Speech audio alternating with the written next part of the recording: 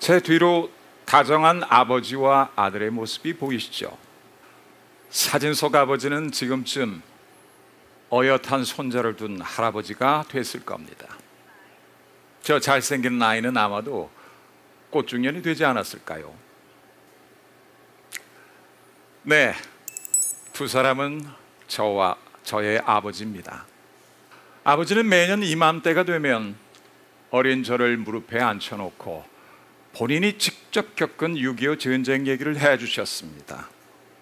당시 16살이었던 아버지는 마산에서 학도병으로 참전했습니다. 방아쇠 당기는 법만 간신히 배워 군복도 없이 낙동강 최전선으로 보내졌습니다. 아버지는 당시를 떠올리며 이런 말을 했습니다. 차라리 먼저 죽은 친구들이 부러웠다. 살아있는 걸 고통스럽게 느낄 만큼 전쟁은 처참했습니다. 이제 저는 사진 속 아버지보다 훨씬 더 나이가 들었습니다. 할아버지의 전쟁 이야기를 듣던 제 큰아들은 군입대를 앞두고 있죠. 그 세월 동안 변하지 않은 것은 우리는 여전히 분단된 채 살아가고 있다는 것입니다. 저는 이것을 그저 운명처럼 받아들이고 살아왔습니다. 그런데 최근 모든 것이 뒤바뀌기 시작했습니다. 6.25 전쟁이 난 지 68년 만에 남북은 종전을 넘어 평화 통일을 얘기하고 있습니다. 여러분, 그동안 이런 장면을 상상이나 해보셨습니까? 저는 감히 제 다음 작품을 평양에서 찍을 수도 있겠다는 기대를 해봅니다. 어느새 우리의 일상 속으로 들어온 통일, 저는 오늘 이 자리에서 통일에 대해 이야기하려고 합니다.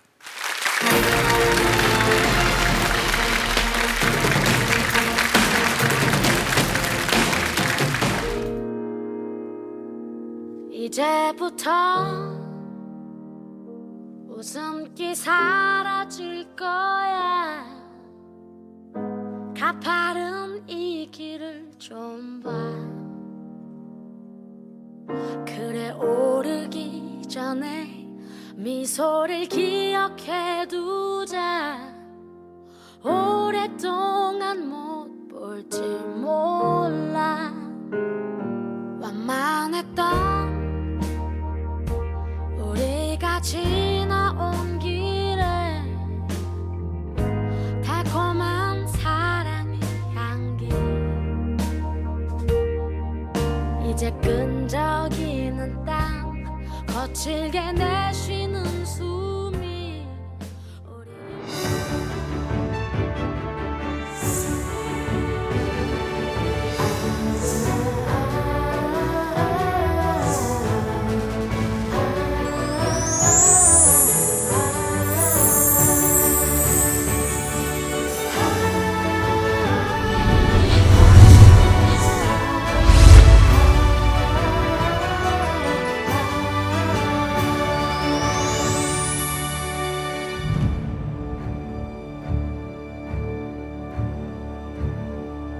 지금 여러분들이 계신 이곳 KBS 부산 스튜디오에서 평양까지 얼마나 떨어져 있는지 혹시 알고 계십니까?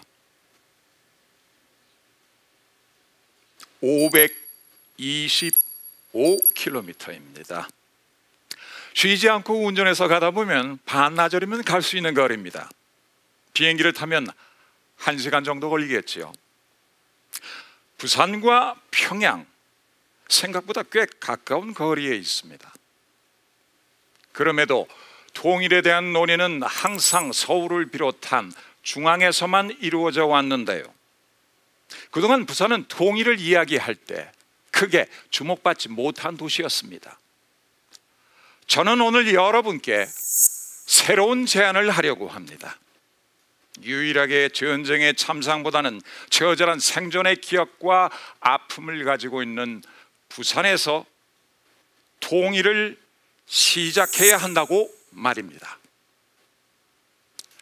실향민들의 종착지였던 부산에서 다시 평양으로 가는 525km의 여정이 우리에게는 어느 때보다 절실합니다. 그럼 68년 전 부산의 기억을 따라가 보겠습니다.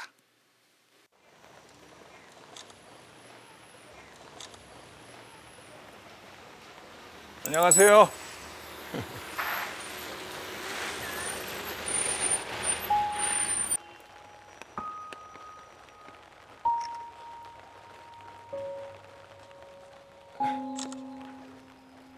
그래도 옛날 정취가 고스란히 남아있네. 비 오는 남이동국에 분위기 좋다. 운치가 있네. 사람 사는 냄새가 나고. 집이 사가지고 거의 무너져 내리기 직전인데 무슨 사연이 있을 것 같은데. 사연이라고 한다면 일단 인공적인 구조물 자체가 이제 일본인의 묘지, 일본인의 낙골묘예요. 그러니까 1906년부터 이 마을은 공동묘지로 조성이 됐던 마을이에요. 일본인들의. 그리고 그 묘지 위에 사이즈 그대로 집을 짓고 살고 있는 그런 형태의 집이라고 볼 수 있습니다. 죽은 자의 집 위에 산 자의 집이 올라섰네요.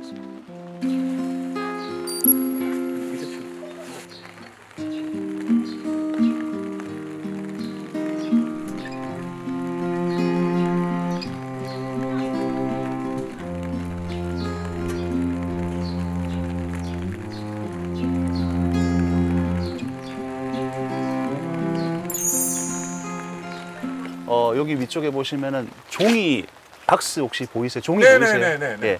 결국은 이게 일본의 묘지의 구조를 보면 이게 외책. 뭐 어떻게 보면 둘레석이 되겠죠. 묘지를 다리처럼. 네네. 그래서 이 외책의 경계만큼 이렇게 박스만 남아 쌓았던 것 같아요. 처음에는. 그래서 비바람이 아니라 바람만 피할 정도로. 결국에는 여기에 있는 상석이나 이 상대석들을 걷어내고. 깊이 70cm 정도 되는 공간에 있는 뼈를 치워내고 두 명이 누워서 천막 하나 덮으면 집이 되거나 아예 그냥 유골을 치우지 않고 그냥 그 대석 그대로 아예 망자의 뼈를 두고 그 낙고람을 두고 그 위에 그냥 장판을 덮고 살기도 하셨어요.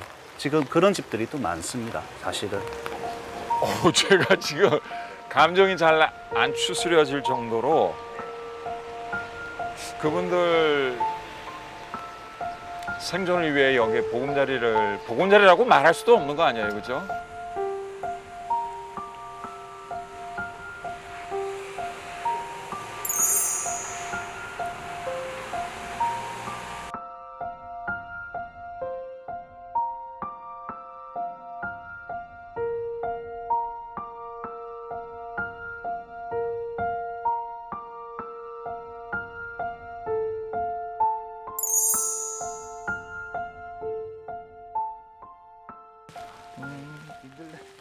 그러니까 여기서 참 살아내신 우리 어머니 아버지들 모습 같아요, 진짜.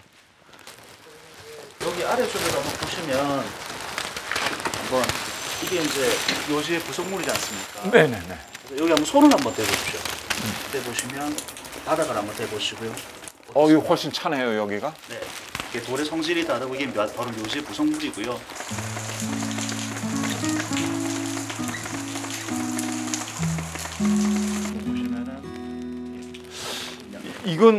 이게 이른바 사쿠라 문양 아닌가요, 이게? 네, 그러니까 다양한 꽃을 문양으로 새기기도 하고 기하학적인 문양을 새기기도 하는데 네네. 그 가문을 나타내는 이제 문양이라고 보시면 이게 바로 여기가 일본인의 묘라는 걸 보여주는 하나의 징표가 될 수 있습니다. 이 돌이 색깔이 좀 다른데 네, 뭔가 한자로 많은 게 적혀 있습니다. 네. 보시면은 지금 금만과 영표라고 쓰여 있거든요. 네네네. 그리고 이제 금만이라고 하는 성씨를 가진 가족의 영혼의 표시다. 그러면 이제 가족 묘라는 걸 나타내고 있고요. 아하. 네. 상당히 규모가 있었겠어요. 그러면은 가정묘일 것 같으면은. 그래서 보시면은 뒤에 이렇게 지금 비어 있죠. 네네. 여기는 후배를 위해서. 네. 요 앞에 선대들이 이름이 쭉 있고.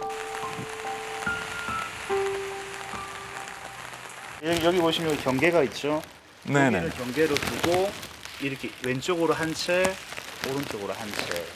그래서 두 세대가 살았던 겁니다. 내 집이 다르다 네네. 정도 구분만 짓는 그야말로 벽에 진짜 의미가 없는 그런 공간에 집구조였네요. 대한 구분밖에. 몇 분이나 이렇게 보통은 이 정도 사이즈에 뭐 많게는 5명. 그러니까 한 평 반이나 2평 되는. 많게는 또 7명. 아니 그러면 밤에 잠을 잘 때 이렇게 쪼그려 앉아갖고 잡니까? 저는 네. 몇 개 단어가 떠오르는데 그 가운데 가장 강력한 게 이 마을을 보면은 살아내려는 의지, 희망 같은 거 있잖아요. 딱 희망. 맞습니다. 이 말은 그냥 희망의 상징인 것 같아요.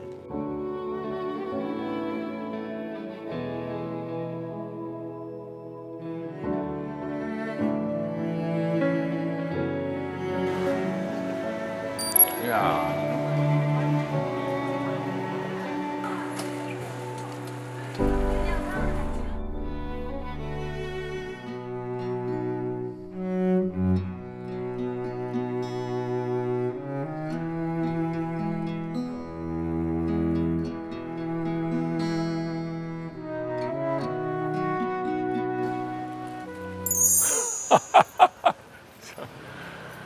이야, 얘 바뀌지도 않고. 아이고, 안녕하십니까, 어르신. 예, 안녕하세요. 이 건물 외벽이 나무 널빤지로 이렇게 쭉 지어진 게 이게 혹시 일제시대 때 지어진 예, 일제대 건물입니다. 예. 그렇죠. 이게 적산나무죠. 지금 제가 알기로서 120이 된 걸로 알고 있어요. 120년이요? 예, 예, 예. 예, 그러니까 제가 이 벽을 보고 요건 그대로. 요건 우리가 요거는 보완을 했지만 저건 그대로입니다. 예. 그대로 모았고. 기차. 예, 그쵸, 예.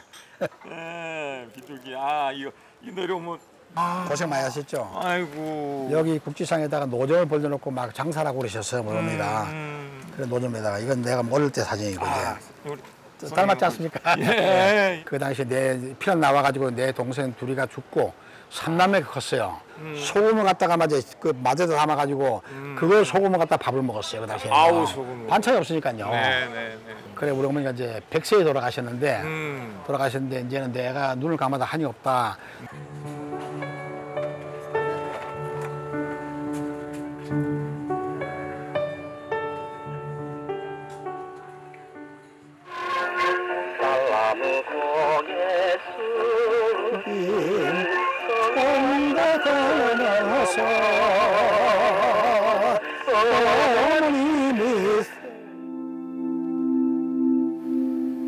당시 부산에는 24만 명이 살고 있었습니다. 그러나 전쟁이 터지면서 부산의 인구는 100만 명으로 늘어났는데요. 부산에는 아미독 비석마을처럼 갈 곳 없는 피난민들의 애환이 느껴지는 장소들이 많습니다. 그중 한 곳이 우암동 소막마을입니다. 우암동은 일제강점기 때 지어진 소막사가 몰려있던 곳인데요. 70마리의 소가 살았던 소막사 한 동에 400명이나 되는 피난민들이 칸을 질러 살았습니다. 부산은 전쟁 속에서도 70만 명의 피난민들을 포용했습니다. 방 없는 전쟁 피난민의 낭보, 51년 11월 국제신문 기사입니다. 혹한기에 갈 곳 없는 피난민들을 위해 방 한 칸 비워주기 운동을 펼친다는 내용입니다. 피난민들에게 방세를 비싸게 받으면 처벌하겠다는 경고도 담고 있습니다. 부산이 이렇게 피난민들만 끌어안았던 건 아닙니다.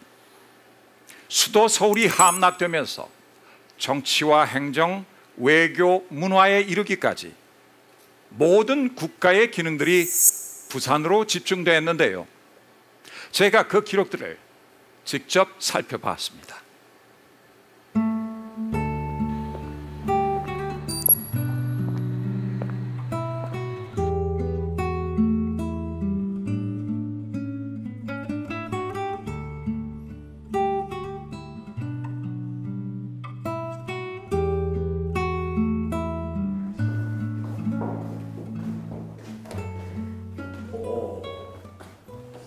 어떤 느낌 드세요?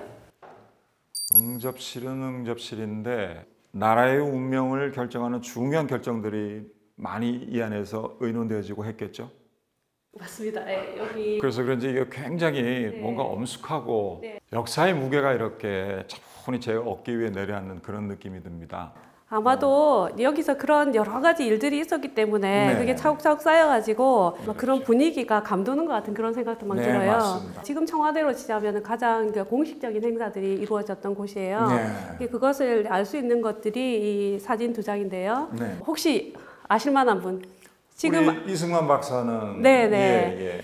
지금 악수를 하고 계시는 그 상대가 누구냐면 리찌웨이 사령관입니다. 근데 이때 당시에는 이제 리찌웨이 장군이 이민사를 이제 여기서 하시는 거예요. 자세히 보시면 사진의 뒷 백그라운드가 저 창틀이 네. 이 배경이군요. 네네. 여기가 확실히 이 방 맞죠? 네, 확실하네요. 유엔군 사령관의 임임 인사가 여기서 이루어졌다는 거는 이제 국정주의에서 가장 공식적인 그런 행사들이 여기에서 이렇게 진행됐다는 걸 알 수 있죠. 그러면 이 사진에 있는 저 뒤에 쭉 도열해 계신 분들이 그러면 당시에 우리나라 그 강요들. 네네. 네.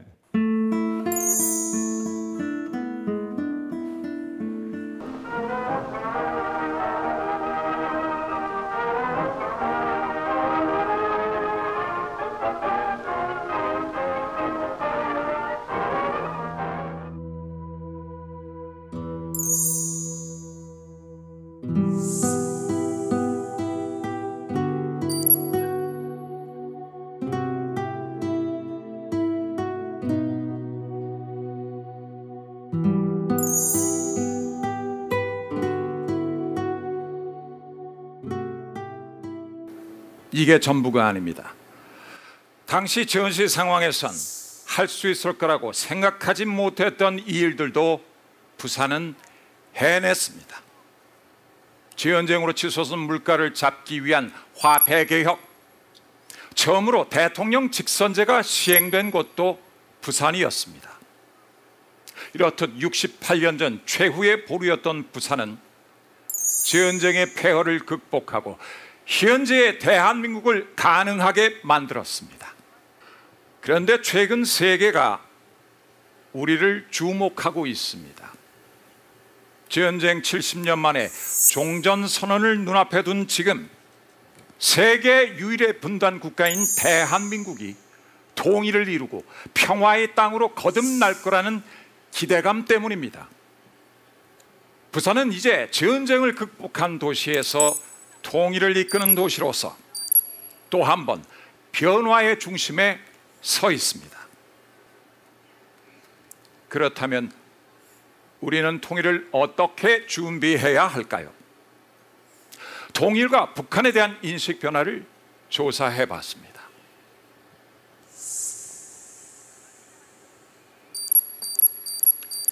연평도 포격, 핵개발, 전쟁, 천안함 침몰. 2016년까지 북한을 검색했을 때 나온 단어들입니다. 천안함 침몰과 연평도 포격은 같은 해 일어났고요. 2016년에 북한은 5차 핵실험을 했었죠. 이 단어들만 보면 당장이라도 전쟁이 일어날 것 같습니다. 북미 정상회담, 종전 비핵화, 남북 정상회담, 평화, 통일. 불과 1년 사이에 이렇게 달라졌습니다. 전쟁은 종전으로 바뀌었고 핵실험이라는 키워드는 비핵화와 평화, 통일로 바뀌었습니다. 그럼 부산 시민들도 같은 생각을 가지고 있을까요? 조사 결과에 따르면 부산 시민 역시 73%가 통일이 필요하다고 응답했습니다. 눈여겨볼 것은 설문조사가 남북 두 정상이 만나기도 전에 이루어졌다는 겁니다. 현재는 그 비율이 더 높아졌겠죠. 그렇다면 지금 부산은 통일을 위해 어떤 준비를 하고 있을까요? 부산은 그동안 기업들의 개성공단 진출을 통해 남북 경제 협력에 있어 중요한 도시로 자리 잡고 있었습니다. 그런데 부산에 또 한 번 도약의 기회가 찾아왔습니다. 문재인 대통령이 취임 초기부터 공을 들인 한반도 3대 경제 벨트입니다. 알파벳 H 모양과 닮았다고 해서 H라인이라고도 합니다. 특히 부산에서 출발하는 환동의 경제 벨트를 주목해야 합니다. 부산은 이 철도를 따라 조선, 가스 등 총 9개의 사업을 펼치게 됩니다. 지금 이 정책이 실현된다면 부산은 대륙과 항만을 잇는 아시아 최대의 허브 항만으로 거듭나게 됩니다. 그런 만큼 부산 시민들의 기대도 높습니다. 그런데 대륙 간 철도가 놓이고 북한과 경제적인 협력을 맺는다고 해서 통일이 더 앞당겨질까요?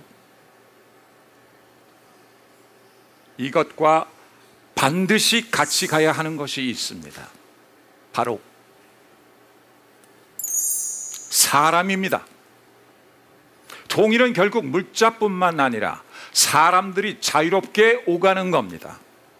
분단된 선을 넘어서 남북의 사람들이 함께 사는 거죠. 몇 년 전부터 우리나라에도 북한 이탈 주민이 늘어나고 있다는 걸 부쩍 느끼게 됩니다. 부산에도 벌써 1000명이 넘는 북한 이탈 주민들이 살고 있는데요. 그들을 만나봤습니다.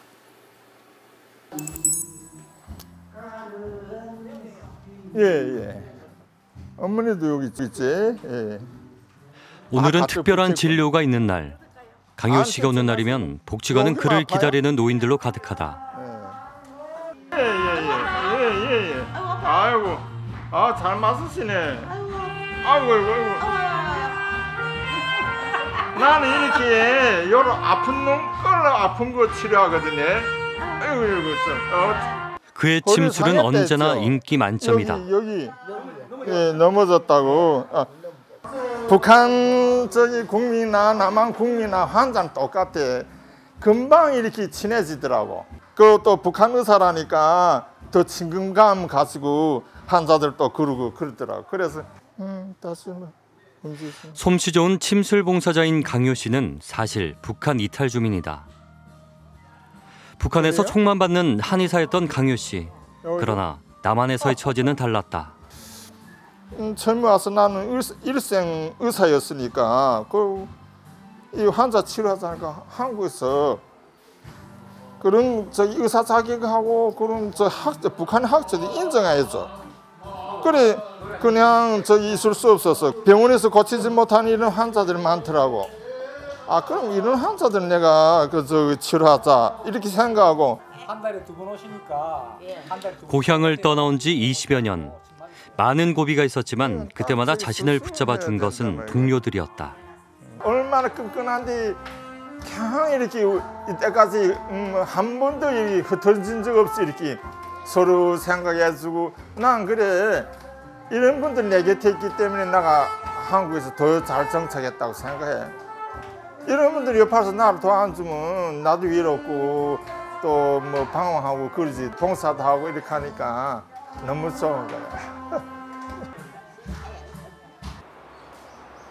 봉사를 마치고 집으로 돌아가는 걸음은 항상 가볍다. 사랑하는 가족이 있기 때문이다. 네, 갔다 왔어요. 예. 뭐 하고 있었어? 반차. 그래? 나도 배고픈데 출출한데. 빨리 할게. 예. 가족과 함께 맛있는 음식을 먹고 하루의 일과를 나누는 일. 좀 짭짤하지. 그는 이 평범한 일상을 누리기까지 힘든 세월을 보냈다. 극심한 굶주림과 셋째 딸의 사망. 그는 탈북을 결심했다. 96년도에 우리 동생 아들 고난의 행군 때 동생이 3명이나 굶어 죽었어. 그리고 그 조카들 이렇게 앞에 우리 가정에서 8명이나 굶어 죽었다고. 9월 30일에 탈북했거든요. 탈북해서 중국 넘어갔고 정말 뭐 죽음의 문턱에서 좀 구원받았어요. 안 됐을 때지. 북한을 나온 뒤 중국과 몽골을 거쳐 남한에 온 강효 씨. 목숨을 걸고 국경을 넘었지만 남한에 온 후에도 삶은 순탄치 않았다. 아내와 딸 셋만 있으면 무엇이라도 할 수 있을 거라고 생각했지만 현실은 달랐다. 북한 사람에 대한 사회 벽은 높았고 일자리조차 구하기 힘들었다. 뭐 한의 사이가 안 되니까 그러면 뭐 놀 수는 없잖아. 그러니까 우유 배달을 하겠다 하니까 우유 배달 안 된다는 게 왜 안 돼요? 하니까 탈북자는 이런 거 안 시킨다고요. 그때 참 마음이 참 이상하더라고. 편견을 딛고 남한에 정착한 강효 씨. 이제 부산에서 그는 또 다른 삶의 꽃을 피우고 있다. 내 가족을 받아준 대한민국이 고맙고 대한민국 국민들이 고마워서 그 은혜를 갚는 이런 심정으로 나는 매일매일 살아요. 부산의 한 공원. 주말이면 어김없이 나타나 사람을 끌어당기는 음식이 있다. 바로 토스트. 감사합니다. 공원 최고의 맛집으로 소문이 난 이곳. 푸드트럭 앞엔 언제나 사람들로 가득하다. 감사합니다. 가게의 주인은 바로 이소사 씨 모자. 네, 감사합니다. 맛있게 드세요. 날씨가 조금 더 모여야 되는데. 바람만 안 오면 돼. 바람만 날씨는 좋은데 바람이 살살 불어가지고. 비 온다 그러는데 비라도 안 오는 게 얼마나 천다행이에요. 겁나니 걸어서 엄마가 내일 용돈 줄 거야. 가서 잘 놀고 오고. 그건 좋은데 많이 줘야 되는데. 많이 오만큼 많이 줘야 되냐? 그냥 가서 뭐 애들한테 눈치 안 보고 밥 한 끼 사줄 정도? 너 내 많이도 안 말해.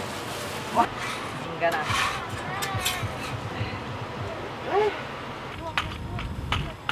여느 모자와 다를 게 없는 모습이지만 사실 이들에겐 특별한 사연이 있다. 북한 이탈 주민인 소사 씨. 그는 2009년 국경을 넘었다.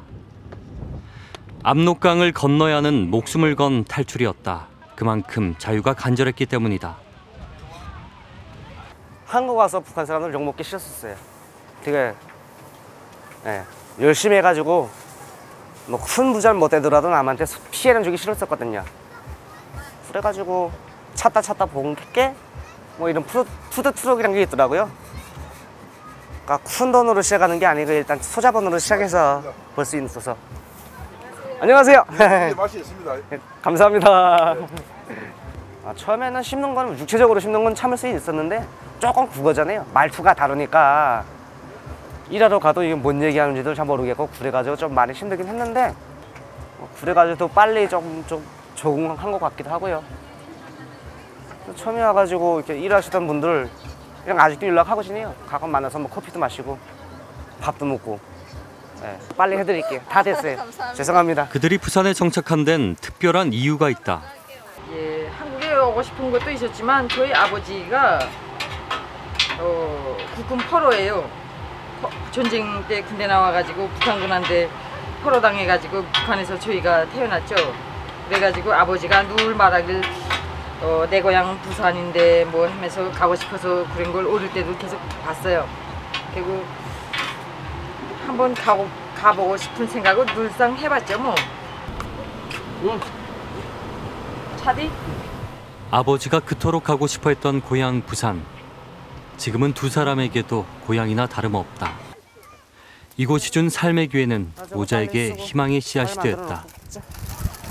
사람도 뭐 이름 따라간다고 일부러 행운 토스트라고 했어요.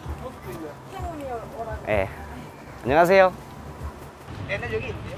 자신이 받은 도움을 사회에 돌려주고 싶다는 모자는 오늘도 그 꿈을 향해 걸어가고 있다. 강유 씨는 탈북 13년 만에 한의사 자격을 인정받았고 이소사 씨는 학력이 아예 인정되지 않아 검정고시를 치러야 했습니다. 북한 이탈 주민이 겪는 어려움, 이것뿐만은 아니겠죠.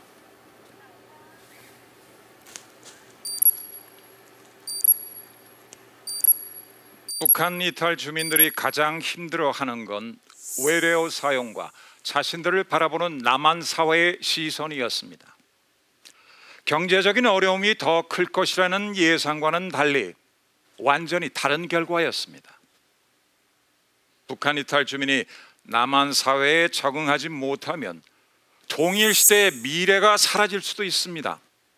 북한 이탈 주민들을 먼저 온 미래라고 하는 이유가 여기에 있습니다.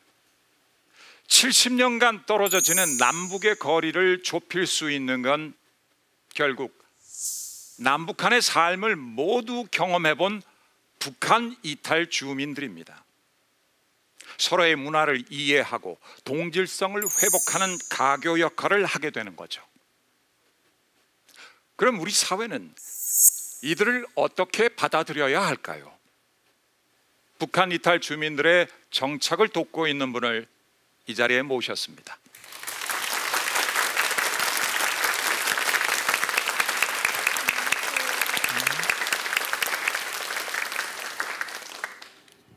안녕하세요. 저는 강동환입니다. 제가 북한 이탈 주민들의 생활을 연구해 본 결과 그들의 정착에 가장 걸림돌이 되는 건 한국 사회가 북한을 바라볼 때 가지는 편견이었습니다. 우리는 그동안 폐쇄된 북한 사회의 성격 때문에 그들에 대해 제대로 알아볼 수 있는 기회가 없었습니다. 그 솔루션을 찾기 위해 저는 북한의 접경 지역인 중국 단둥을 수차례 방문했는데요. 이곳에서 실제 북한 주민들을 만나 심층 인터뷰를 진행했습니다. 그곳에서 저는 미디어가 북한 주민들에게 미치는 영향력을 확인할 수 있었습니다. 북한 주민들이 한국 드라마를 많이 보고 있다는 사실 이미 알고 계시죠? 뿐만 아니라 북한 주민들은 6시 내 고향, 생생정보통 같은 교양 프로그램을 보며 남한의 실상을 더 잘 파악하고 있었습니다. 눈여겨봐야 할 것은 이러한 프로그램이 북한 주민들이 가진 통일에 대한 인식에도 지대한 영향을 끼치고 있다는 겁니다. 남한과 북한 주민 모두에게 통일이 언제 이뤄질 것 같냐고 물었을 때 나온 결과입니다. 10년 이후라고 응답한 비율은 남북이 모두 비슷하지만 통일이 10년 안에 이뤄질 것이라고 응답한 비율은 북한이 남한보다 훨씬 높았습니다. 이렇게 남한 주민과 북한 주민들은 통일을 두고 확연한 온도 차이를 보이고 있습니다. 우리는 북한을 알 수 있는 창구가 없었기 때문에 왜곡된 정보만을 가지고 그들을 판단했을 가능성이 높습니다. 그렇다면 우리는 어떻게 통일에 대한 온도 차이를 좁힐 수 있을까요? 저는 우리보다 먼저 통일에 성공한 독일 사례에서 그 해답을 찾았습니다.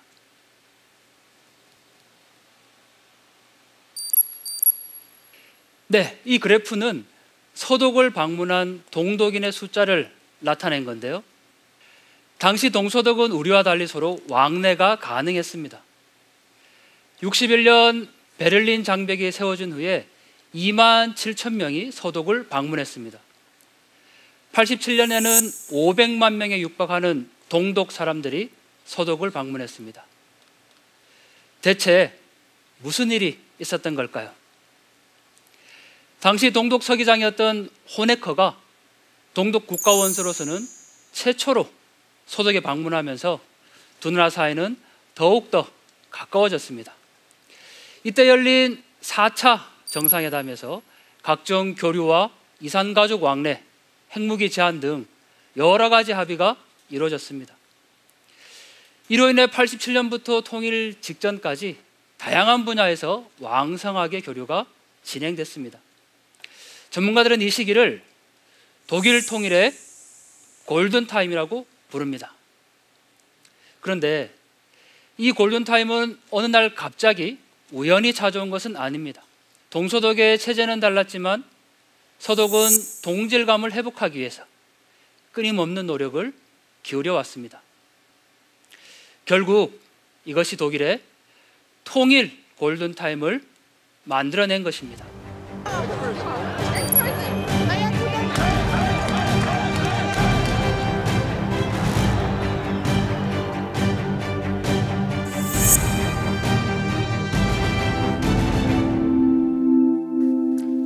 들어보니 이제 우리도 통일의 골든타임을 만들어야 할 절체절명의 시기를 맞이한 것 같습니다.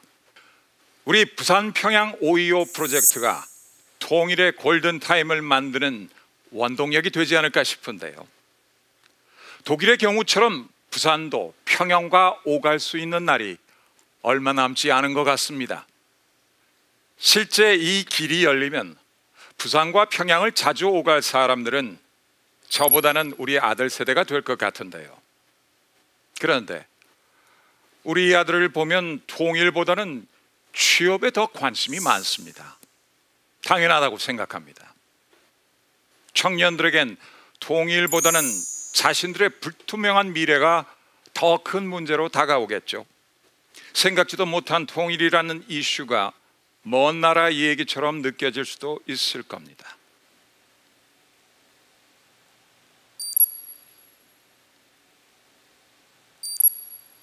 이 그래프를 통해 우리 국민들의 통일 인식을 살펴보니 역시나 20대가 통일의 필요성을 가장 적게 느끼고 있었습니다. 반대로 통일보다 경제가 우선이라는 생각은 청년 세대가 가장 많이 가지고 있었습니다. 그렇다면 청년과 통일의 접점은 찾기 어려울까요? 저는 한 학교에서 그 가능성을 봤습니다.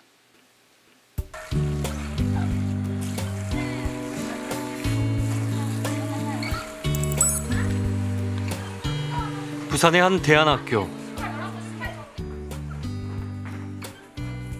쉬는 시간. 교실에선 공기놀이가 한창이다. 제 집 방안처럼 앉아서 노는 게 영락없는 소녀의 모습이다. 한켠에선 글쓰기에도 여념이 없다. 안녕하세요. 유인물 먼저 줄게. 수정 씨는 일이 하나도. 그런데 오늘 수업은 좀 특별하다. 요즘 수정 씨 부부는 북한 이탈 주민에 관한 다큐멘터리를 함께 시청하는데 그 주제가 사뭇 진지하다. 어쨌든 이분들이 힘든 거를 거쳐가지고 정착을 나름 잘 어떻게 했어? 잘한 케이스죠. 그분들에게 어떤 역할을 해야 된다고 생각을 하는지. 한국 사람들이 주변에 만약에 탈북민이 있으면 탈북민이 안정적인 생활을 할 수 있도록 직업을 곁에서 추천도 해주고 하면서 도움을 많이 드리겠다고 생각했습니다. 왜요? 가능하다면 방송으로 방송으로 TV 방송으로 남한 사람은 남한의 말을 가르쳐주고 북한 사람은 북한의 말을 이렇게 서로 하는 거죠. 이 사회에 정착하는 방법을 조금씩 알려주면서 이 사회에 조금씩 노하우 점수? 네. 왜 그렇게 생각했어?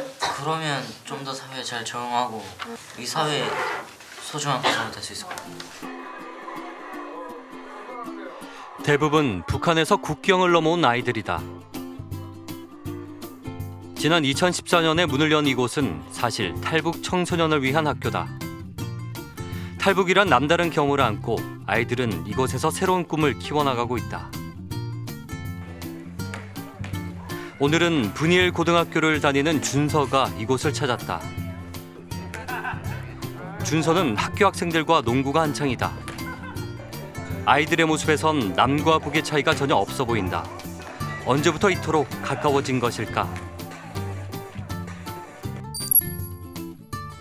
남북의 문화를 이해하고 생각의 차이를 좁히기 위해 이들은 함께 여행을 떠났다. 다양한 프로그램들을 체험하면서 부쩍 가까워진 것이다. 오늘은 통일에 대해 논의하는 시간을 가졌다. 혜선 씨, 내가 일상에서 이런 일을 해야 되겠다 또는 통일에 대해서 생각하게 된 계기가 있었을까요? 제주도를 캠프를 처음 가게 되었는데 사실 저는 원래 평소에 정말 통일에 대해서 생각을 한 번도 안 해봤고 그 캠프에서 만난 그런 친구들, 언니들, 오빠들 보면서 내가 진짜 그 통일을 우리 시대는 진짜 우리 세대는 만들어야겠다. 북한이랑 통일을 된다면은 북한에서 되게 많은 일자리가 생기지 않을까 생각하고 있습니다. 뭐 예를 들면 북한 소개사 이런 제 나름대로 지어본 건데요. 북한 소개사. 네, 북한을 소개하는 그런 일자리도 생길 것 같고. 이 가운데 혹시 북한 소개사 하실 친구 있어요? 제가 할게요. 먼저 다가가서 그런 경험한 것들을 얘기해주면은 더 관심을 가지고 또 그 친구들 다른 친구들한테 얘기를 하면서 그리고 또래들에게서 많은 그런 통일 관심을 낳을 수 있게 해주는 게 저의 역할이 아닌가라고 생각을 합니다. 나에게 통일이란 무엇이다. 어떤 대답이 나올지 굉장히 기대되고 궁금해지는데 나에게 통일이란 결혼이라 생각합니다. 나에게 통일은 결혼이다. 네. 네. 왜 그럴까? 결혼을 너무 하고 싶은데 아직은 때가 아니니까 저는 때가 아니잖아요. 학생이니까. 근데 언젠가는 할 것이기 때문에 통일도 마찬가지라 생각합니다. 너무 하고 싶은데 아직은 때가 아닌 것 같아요. 솔직히 아직은 때가 아닌 것 같은데 언젠가는 꼭 이뤘으면 좋겠다고 생각해서 저에게는 통일이 미션이에요. 통일은 미션이다. 한국에 와서 제가 굳이 뭐 여기서 내 혼자 먹고 잘 살고 그러려고 왔을 수도 있지만 좀 더 나가서 통일에 조금이라도 이바지되는 그런 삶을 사는 게 좀 더 의미 있지 않나. 최소한 사람들에게 돌려주는 그런 삶을 살고 싶다는 생각을 많이 했어요. 결국 우리가 통일이 되면 선생님이 얘기했듯이 남북한이 하나의 물감처럼 합쳐져서 아름다운 색이 될 것 같다라는 생각들을 해봅니다. 아이들을 보면서 저는 통일은 청년이다라는 생각을 했습니다. 남북 청년들의 소통이 우리 앞에 다가온 통일의 문을 열어젖힐 마스터 키가 될 거라는 확신이 생겼습니다. 독일의 경우만 봐도 동독의 문화와 생활상을 배우기 위해 한 해에 수천 명의 서독 학생들이 동독을 방문했다고 하는데요. 이는 서독 정부가 적극적으로 추진한 교육 사업의 일환이었습니다. 이것은 서로에 대한 인식을 바꾸는 계기가 됐습니다. 서독은 이러한 과정을 small step, 즉 작은 발걸음이라고 불렀습니다.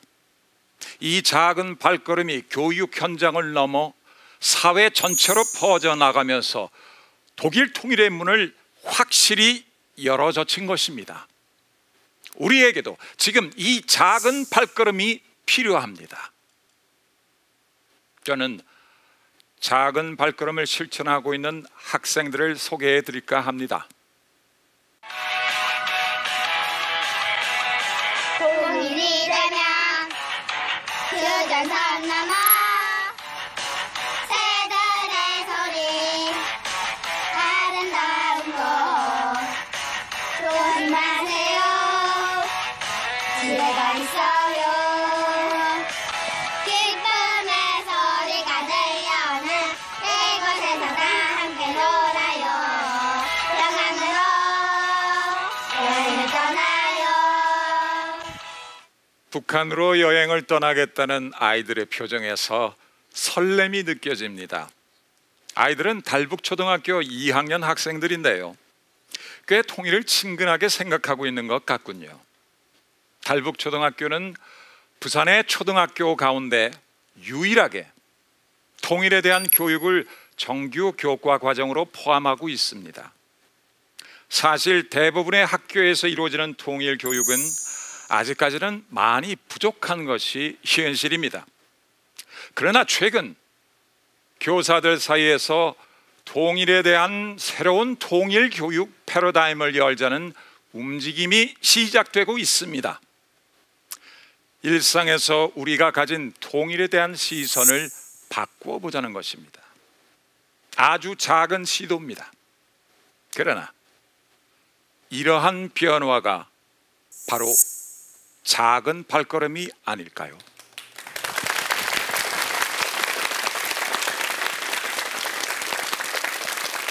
평소에 통일에 대해서 굉장히 무관심한 편이었는데요. 이렇게 얘기를 들어보니까 통일이라는 것이 정말 얼마 남지 않았다라는 생각이 듭니다. 그런데 독일의 사례를 생각해보면 통일한 후에 비용이 굉장히 많이 들었던 걸로 알고 있습니다. 그러면 굳이 우리가 그렇게 비용을 많이 들여서 통일을 할 필요가 있을까라는 생각이 드는데요. 네, 아무래도 통일하면 많은 분들이 돈이 많이 들어가기 때문에 우려하시는 분들이 굉장히 많이 있습니다. 우리가 돈이 많이 들고 너무나도 앞으로 어려울 수 있다라는 혼란은 분명히 있지만 통일은 결국 남북한 출신 주민들이 함께 어우러져 살아가는 거거든요. 우리 패널분이 걱정하시는 것처럼 통일하기 위해서는 통일 비용이 분명히 들어갑니다. 그러나 우리가 지금 치르고 있는 이 분단 비용이 훨씬 더 많다라는 것을 기억해 주면 좋겠습니다. 남북의 대치 국면에서 소모되는 그 경제적 경비가 네. 더 엄청나다는 말씀이시죠? 그렇죠. 제 엄마는 북한 탈북민이시고 그 중국에서 살다가 제 아버지를 만나서 중국에서 저를 낳았어요. 그리고 엄마가 탈북한 후에 저도 엄마를 따라서 한국에 왔는데 되게 이해가 안 된 부분이 많이 있었어요. 대학교에 가면 여러 전형이 있는데 대한학교 전형이든 탈북민 전형이든 해외 학생이든 하지만 제 같은 제3구 출신 아이들이 인정을 받지 못하고 법적으로도 비보 탈북민이라고 되어 있어서 제 같은 제3구 출신 아이들의 그런 교육적인 문제가 어떻게 해결하신지 그리고 그런 점에 대해 어떻게 생각하시는지 궁금합니다. 국내에 와 있는 탈북민 3만 명 가운데 70%가 여성입니다. 그 70% 여성 가운데 80~90%가 중국에서 살다가 오신 분들입니다. 적게는 1년, 많게는 15년까지 중국에서 생활하다가 한국에 들어옵니다. 그분들이 낳은 자녀가 바로 지금 말씀하신 우리 학생입니다. 우리 학생이 말씀하신 것처럼 국내는 아직까지 탈북 학생과 비보호 학생을 나누고 있습니다. 우리가 해결돼야 될 정책 과제 중에 하나입니다. 자, 기존에 우리 정부가 재외 그 국민들에 대한 명확한 정책이 잘 보이지 않았어요. 국가의 경계로 이렇게 나누지 않고 그들을 갖다가 하나의 민족으로 떠안으려는 이런 노력들이 필요했는데 본인들의 책임을 다하지 않은 그런 못난 측면도 있습니다. 그것은 같은 기성세대로서 정말 미안하다는 얘기를 전합니다. 저는 한국에 온 지 이제 한 3년 조금 넘고 네, 얼마 안 됐어요. 그래서 제가 북한에 자식을 둘씩이나 두고 오다 나니까 애들만 보면 많이 가슴이 미어지고 눈물밖에 앞서지 않거든요. 그래서 이번에 남북 정상 이걸 보면서 얼마나 많은 눈물을 흘렸는지 모릅니다. 정말로 가슴을 저임해 좋은 결과가 나오기를 손꼽아 기다리고 잠도 못 자고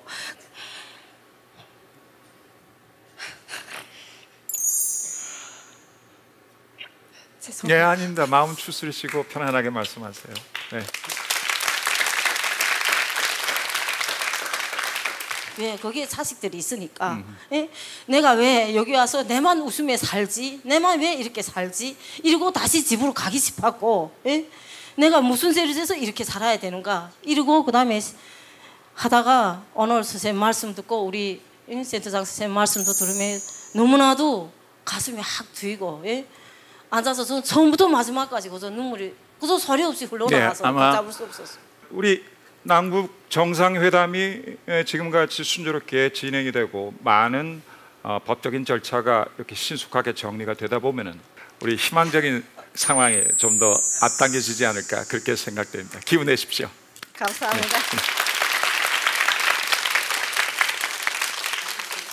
청년들이 굉장히 좀 통일에 대해서 원하지 않는 이런 인식이 많이 나왔는데 이런 것들이 만나기만 하면 많은 오해가 좀 풀리고 좀 통일에 대한 지향이 높아질 수 있지 않을까 이런 생각이 들고요. 얼마 전에 서울대에서 북에 있는 김일성 종합대학 대학생들과 교류하기 위해서 통일부에 북한 주민 접촉 신청을 했는데 12일에 승인이 됐다고 하더라고요. 네. 그래서 저희 평화임에서도 부산 대학생들이 이처럼 교류 활동을 하면서 같이 만나서 통일을 만드는 활동을 해보려고 저희가 계획을 하고 있습니다. 한국에는 이미 3만 명 넘게 이제 북한에서 이제 오신 분이 있잖아요. 지금의 학생의 신분으로서 뭘 할 수는 없지만 통일의 다리가 큰 다리 못 되더라도 작은 다리라도 돼서라도 통일에 조금이라도 이바지한다면은 기쁠 것 같아요. 통일이 되면 평양에 놀러 가고 싶어요. 평양에 가서 뭘 하고 싶어요? 북한 초등학교에 놀러 가서 친구들이랑 이야기도 해보고 싶어요. 누군가가 통일을 만들어주고 통일된 국가를 우리가 물려받는 것이 아니고 여기 계신 한 사람 한 사람 모두가 통일일 때 그때 바로 우리에게 통일은 오는 것이다 라는 말씀을 드리면서 당신이 통일입니다.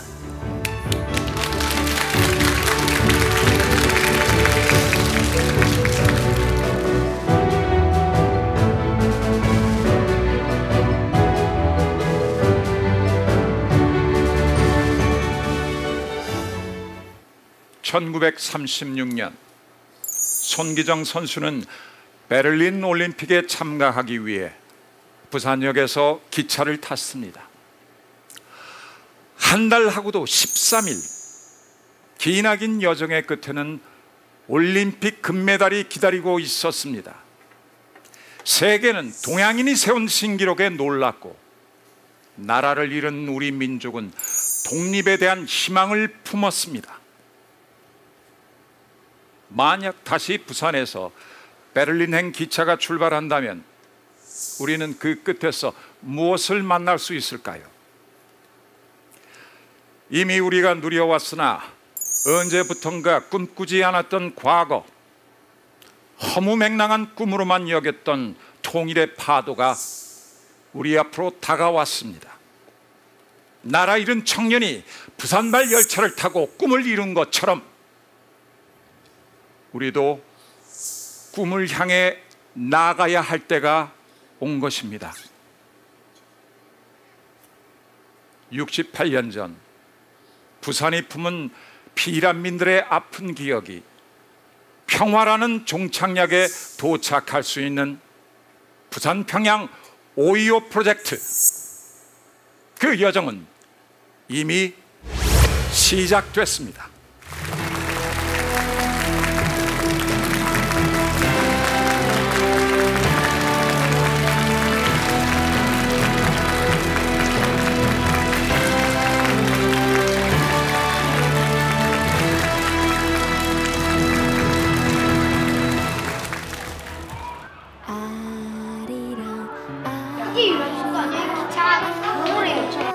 유경호텔이 어디까지 북한의 기성의 대표 맛집으로 통일에 대해서 관심을 가지게 되고 북한의 음식, 북한의 생활을 알 수 있습니다.